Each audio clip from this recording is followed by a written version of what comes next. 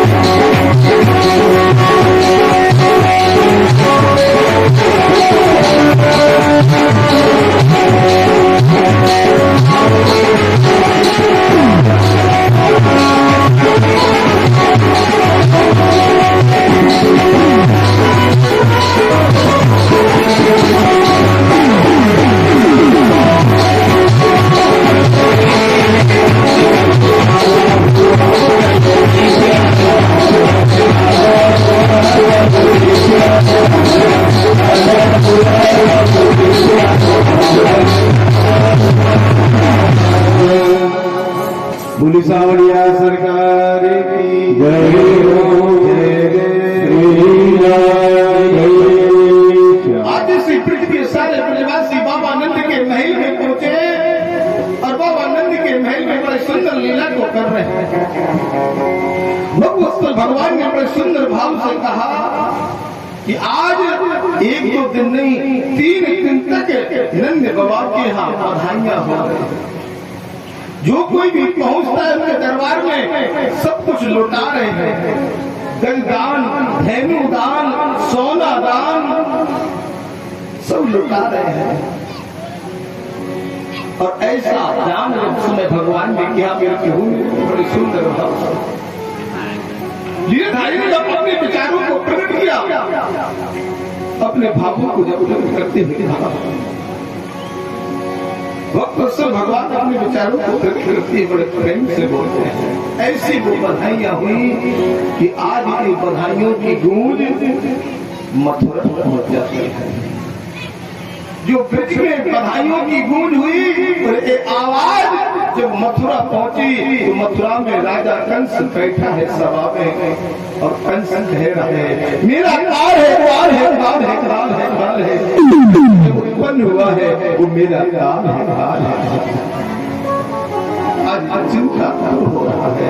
सेनापतियों को बुलाया और सेनापतियों को बुला करके इनका जो सेनापति इसका नाम है बकासुर और बकासुर की छोटी बहन है जिसका नाम है बकी और बकी को बुलाया। सब आज बैठे सेनापति कह रहे राजन तुम्हें चिंता क्यों हो रही है? बोले मुझे मारने वाला ब्रज में उत्पन्न हो गया है कि नंदपति बचा सोरे मेरे से बिंचिया नंद के पथ में नंद के यहाँ एक लाला ने जन्म लिया है और मुझे लगता है कहीं वही मेरा काल तो नहीं है। जो गोकुल में आज बधाइयां हो रही हैं मुझे ऐसा प्रतीत हो रहा है कि मेरा काल गोकुल में प्रकट हो गया। क्या किया जाए? कंस अपने विचारों को बोल रहा है कि कंसेन पिता घोरा पूतना बाल घातने शिशु श्रृंचार मृगंती पुरुग्राम कंसेन पिता घोरा। कंस तो दुष्ट है ही, आताताई है ही, अत्याचारी है, लेकिन कंस की सभा में जो पूतना बैठी है इसका नाम बकी है। आज वो पूतना कह रही है शिशु संचार मृगंती पूरे ब्रज में 3 दिन से लेकर के और 3 महीने के जितने भी सुकुमार हैं हम उनका कल्याण करते हैं। जो भी 3 दिन से लेकर के 3 महीने के सुकुमार हैं उनका कल्याण करते हैं। मैं जाऊंगी और क्या कहा है जिसके पुत्र ना हो वही पूतना है और जो पुत्रों को मार दे वही पूतना है। पुत्रों की बात करता है। पूतना आज अपने सामने अपने कंस की सभा में बैठी है तो अपना संगत का असर दिखा है। कोई दुष्टों के बीच में अगर बैठ जाए तो एक ना एक दिन उसका मन भी दुष्ट संगत से जो उपजे संगत जाए। संगत का असर होता है। अगर आप अच्छे लोगों की संगत करोगे तो आपके अंदर अच्छाई आएगी, और बुरे लोगों की संगत करोगे तो बुराई आएगी। मेरे प्रभु कहते हैं पार्वती परमात्मा बड़े भाव से, पूतना जब राक्षसों के बीच में बैठी है तो पूतना कह रही है पूरे ब्रज के 3 दिन से लेकर के 3 महीने के जितने भी शिशु हैं, जितने भी नन्हे बालक हैं, उनका हम शीघ्र मरण कर देंगे। भैया हम सबसे पहले जा रहे हैं।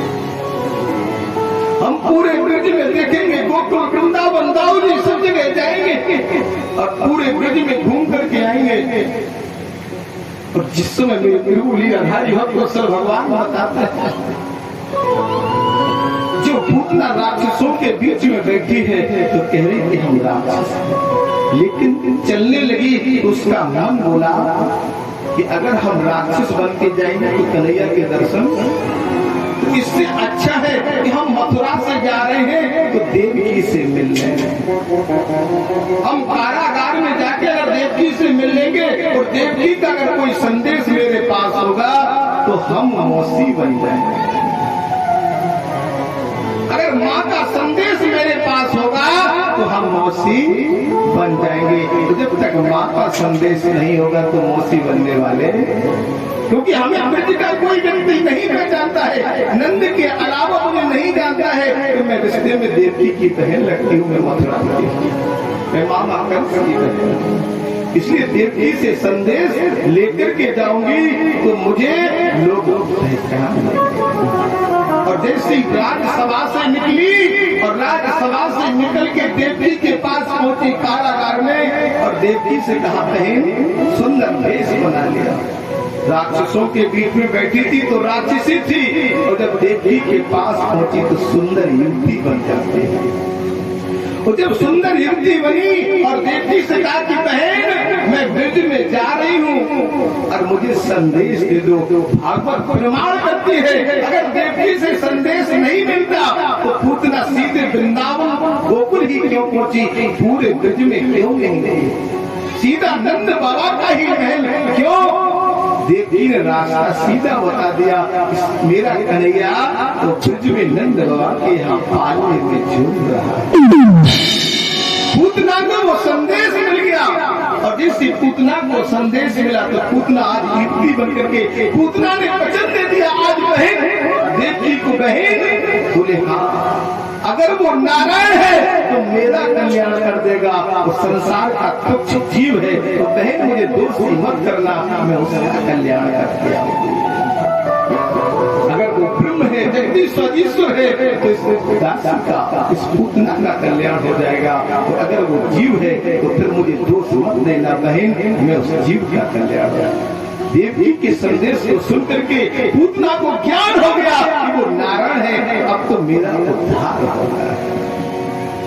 कहा है पंख जो होते मैं उड़ जाती नंद बाबा के द्वार, उमड़ उमड़ में जीरा आवे बहे दूध की धार, लाल में रोबत होई हो कि भूखो सोबत।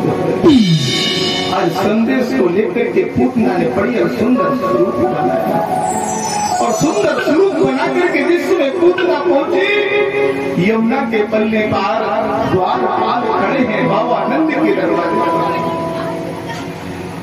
गोमूत्रेण स्नानत्वः पुनगौरी रजास्मः। आज इसी देखा कि भगवान जो आज लेते हैं वहाँ पंचामृत से स्नान हो रहा है, गौ के गोबर से लेपा हुआ है और पालने में कन्हैया झूल रहे हैं। और इसे कन्हैया पालने में झूल रहे हैं तो क्या कहते हैं? पूतना पहुंची द्वार पर, बोले कौन हो? बोले हम लाला की मौसी है। नंदमा बोले खास है अंदर जाना।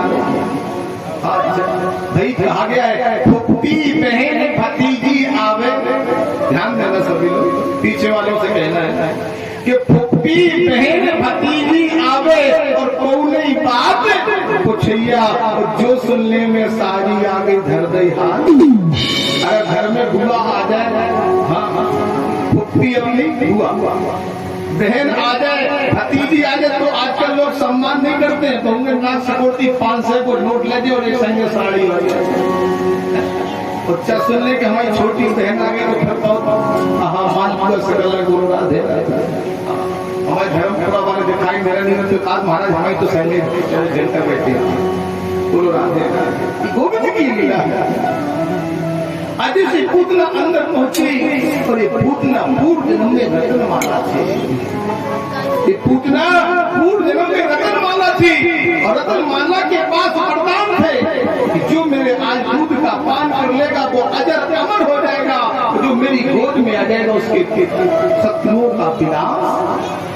रत्नमाला में जो वरदान लिए थे और जिसकी रत्नमाला पूतना के रूप में पहुंची, यशोदा मैया से बताया कि मेरे पास दो वरदान है, मुझे लाला को दे दो और जिससे कन्हैया को गोद में लिया।